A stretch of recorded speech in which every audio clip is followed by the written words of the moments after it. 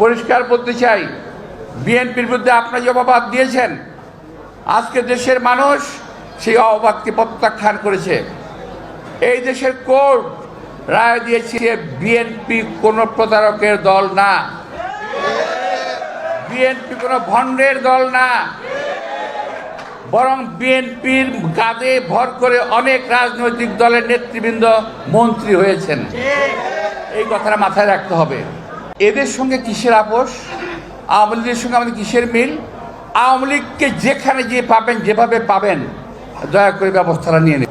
BNP সম্পর্কে BNP কিছু বলে না। আমি আজকে স্পষ্ট ভাষায় বলতে চাই, আমরা আওয়ামী লীগের আওয়ামী লীগের নেতৃবৃন্দের বিচার দাবি করছি অবিলম্বে। দলীয় বিচারও আছে, একটা দলীয় বিচার, যে দলীয় বিচারের মাধ্যমে দোষী সাব্যস্ত হলে আওয়ামী লীগকে ব্যান করা সম্ভব। সুতরাং এমন কোনো কথা কারো ভাবা উচিত না, বলা উচিত না।